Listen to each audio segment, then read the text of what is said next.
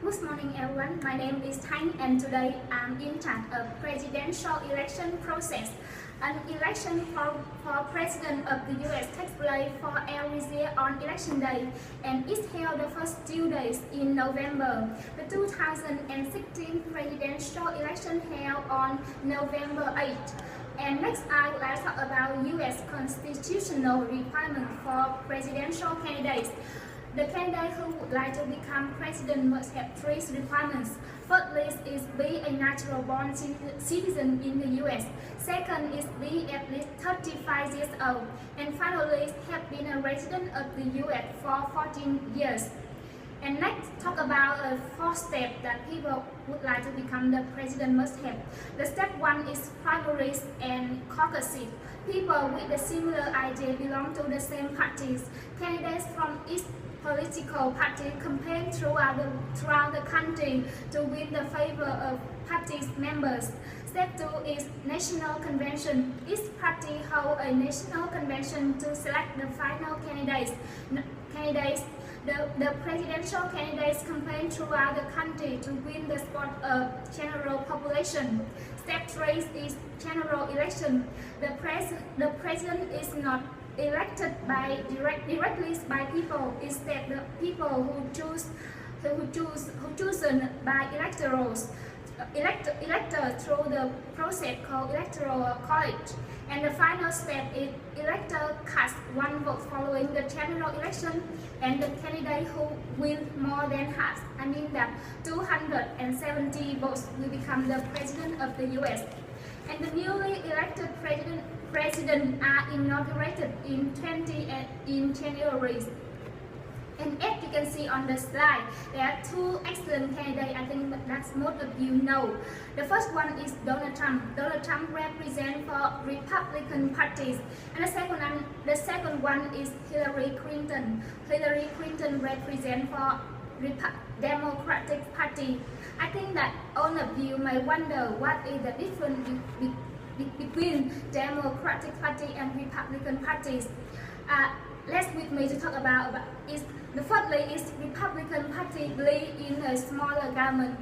That is, government shouldn't be a powerful government tend to be busy. This makes a lot of law to take your right away. Democratic Party say that bigger government doesn't mean best government. We shouldn't be afraid of government because we are the people who elect those people. And sometimes we need government to help us solve problems.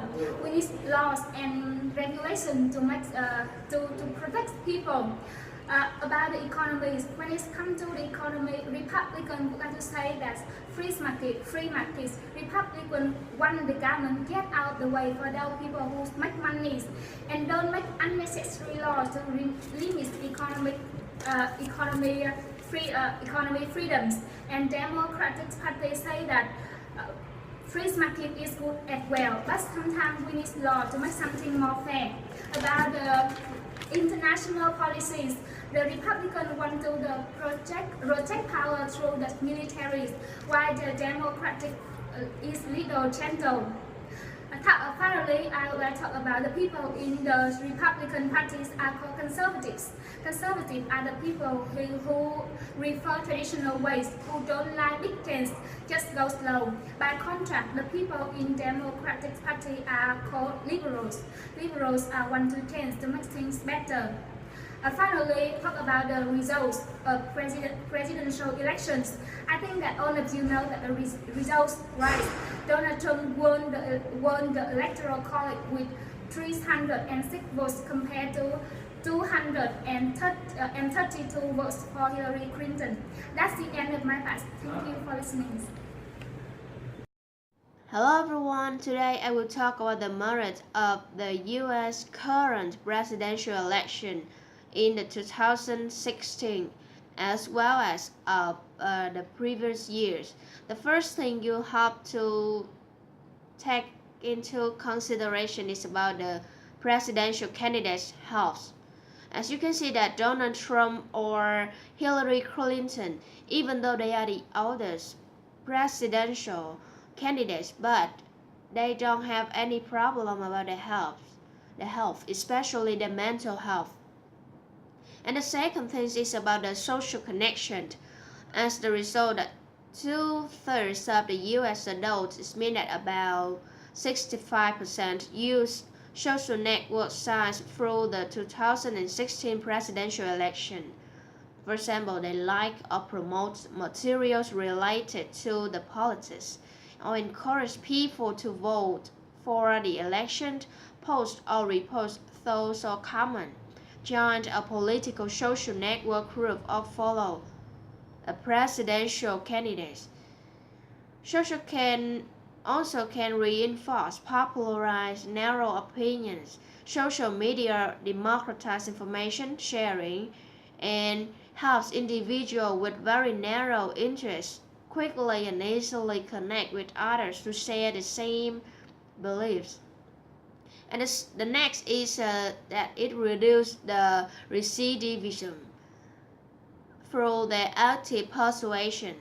You can change behavior in two different ways. The first is a direct way, and the second is an indirect way. If through changing your attitude or your beliefs. If Trump is the president of the U.S., he is able to effectively manipulate behavior in both ways. Let's look at his direct persuasion techniques first. He can reinforcement, punishment, commitment, or commandment. Yeah, and the next that is the exercise of the democracy. As you know that a country cannot be truly democratic until its citizens have the opportunity to choose their representatives through elections that are free and fair. Yet, and next is the encouragement of public participation. Here are some things that would increase voter turnout in the U.S. The first is the automatic opt-out, not opt-in voter registration for anyone who gets a driver's license. The second is a vote by mail. If in the case that the absence of vote by mail, more polling places is necessary, and the election day registration shorter campaigns, with more debates on TV and fewer advertisement, make the election day as a federal holiday, or at least require that all citizens get up to a half day off to vote. Keep polls open longer hours on election day. As I know that the longest current is from 6 a.m. to 9 p.m. in New York.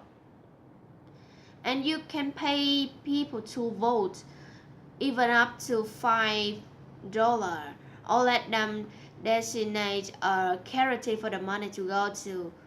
Or you can establish organized rides to the polls with babysitting as needed, more news coverage of the issues that affect ordinary people. And next, it is the exercise core values.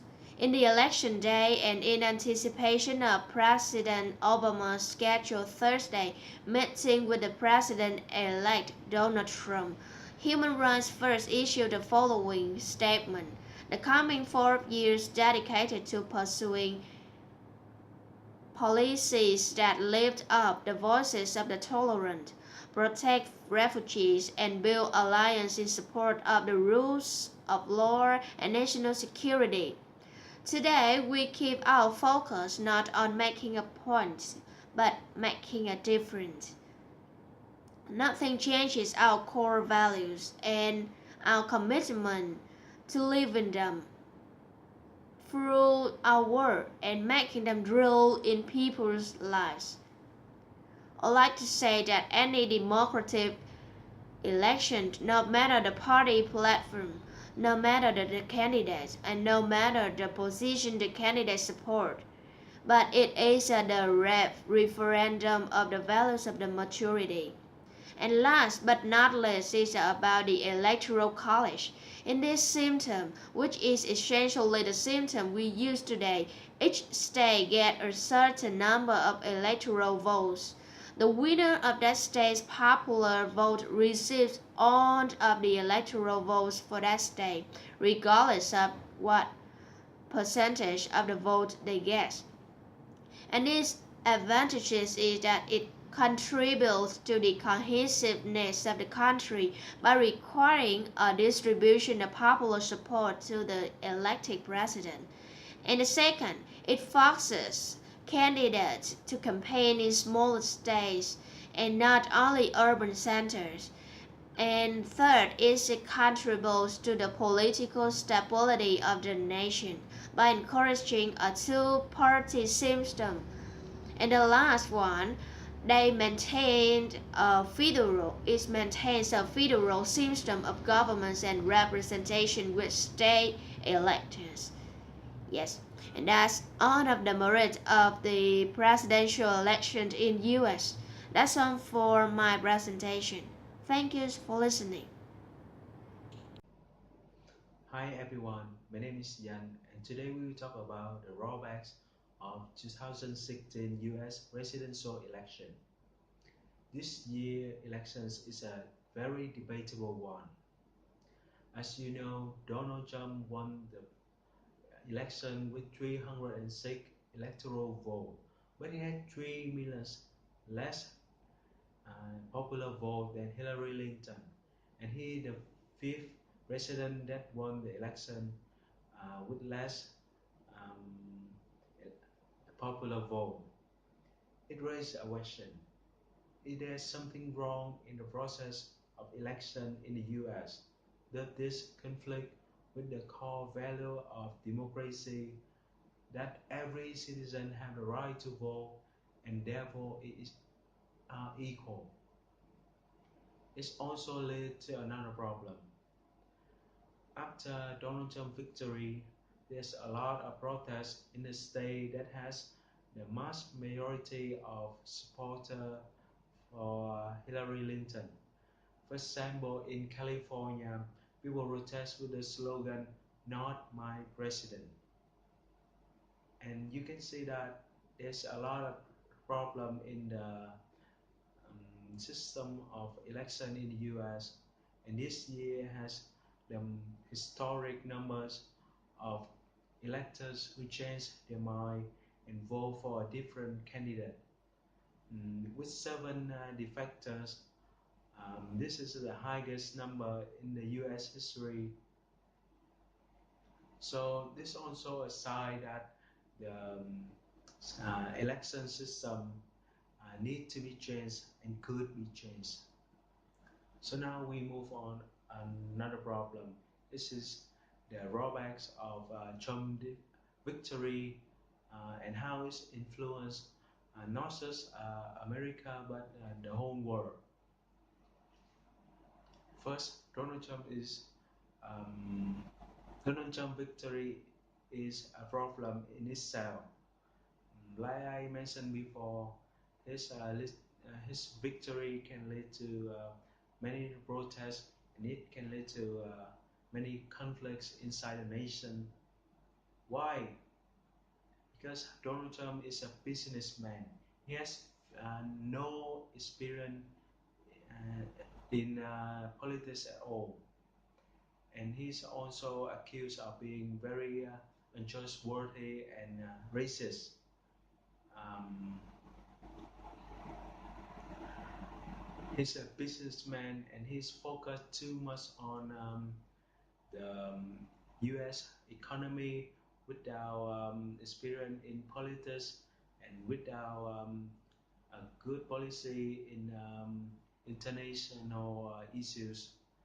Um, he has stated that he will withdraw from TPP in his very first day in the presidential office.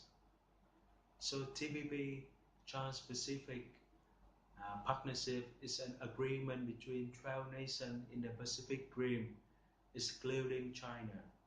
Um, in this agreement, the US played a leading role. So without the US, this agreement is granted powerless. And this will affect many countries in the agreement, including Vietnam.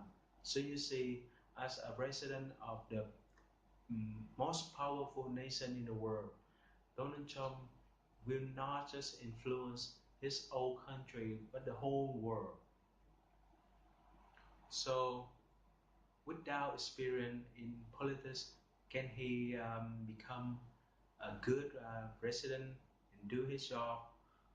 Well, this is a big question. This is the end of our presentation. Thank you for listening.